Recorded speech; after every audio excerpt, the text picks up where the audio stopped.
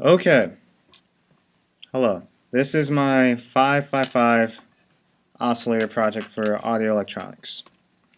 So, to begin, let me fix my camera. Alright, so you need a 9-volt battery, breadboard with the IC chip for the timer. You need variable resistor, a regular resistor, a few jumpers, and a capacitor, a 103K capacitor. Alright, to begin. Oh, and you need a speaker.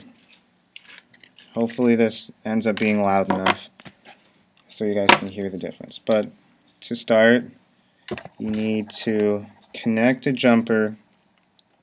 Let me explain this first for those of you who don't know.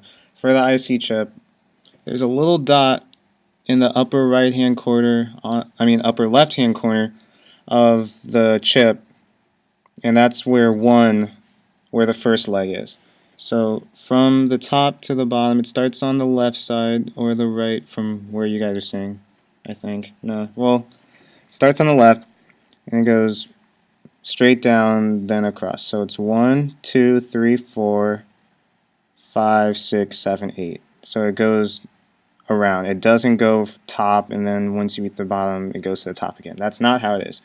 It goes down and then it goes up. So 1, 2, 3, 4, 5, 6, 7, 8.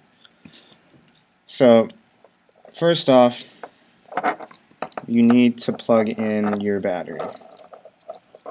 So for the sake of this, you plug in one side. I'll do it the easy way. You plug in red on the far side. If I can get this thing. I don't want to use wire cutters, so I'm going to try and make this happen. And each plug in black to the top of the other, or blue. Red, red, blue, blue. Just like so. Hopefully you guys can see that. Red, red, blue, blue. And then you take a jumper and you plug it in from the blue side right there to the row where the first leg is. Like so. Just like that. And then from there, you take your capacitor, 103 capacitor, then you stick that in the first row as well, so the charge is going from the battery to the first row, to the chip. So you add another connection and you plug in the capacitor from the first legs row to the second legs row, like so. This gets really close, so I'm trying to explain it as well as I can. And then from the second row, you grab another jumper, like so. And you plug it in from the second row, because the charge is in the second row now. The second legs row. Let me use a longer one because that one's really short. You plug it in from the second legs row to row 6, which is second from the bottom on the other side, like so. And then the charge is on the other side now.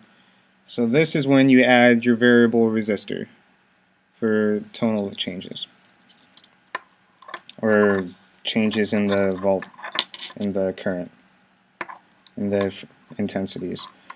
But then you plug in part of your variable resistor into row 6,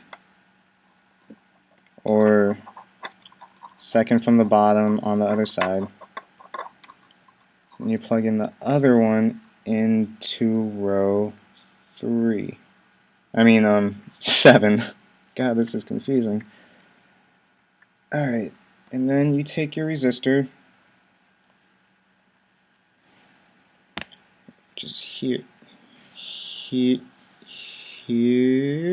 nope, God, what the, yeah, there we go, right there. And then you connect that to the farthest row where your battery is directly connected into row 8. This will work. Which is the one on the top of the right side. The very top of the right side. Trying to get this to work.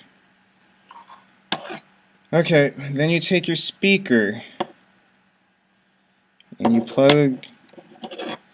you have to insert it into this setup so that it can intercept the changes in the current.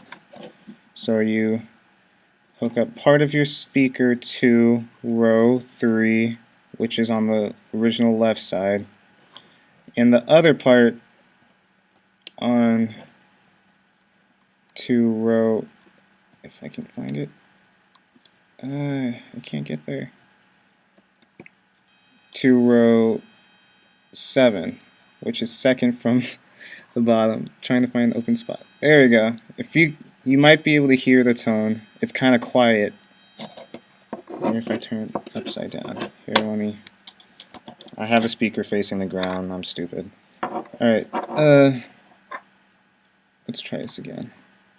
So you plug in your speaker, row 3 and row 7. And you should get a tone that should be adjustable via the variable resistor.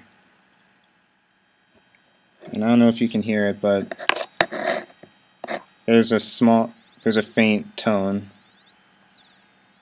Maybe if I use a different speaker I can make it louder, but it's faint. But here, let's see if I can use a different speaker to make the effects more noticeable. Maybe. Okay.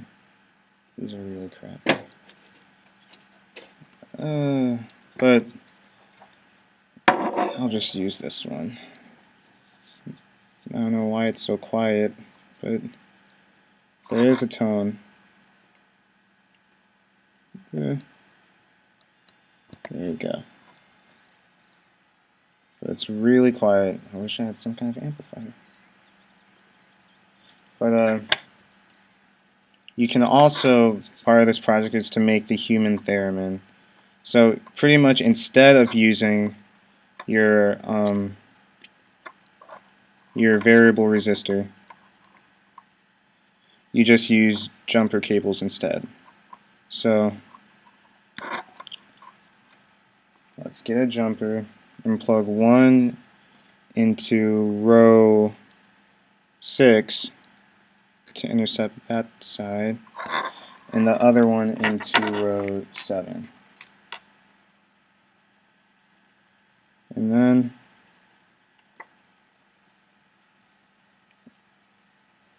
man, I wish I could make it louder, but it's not loud.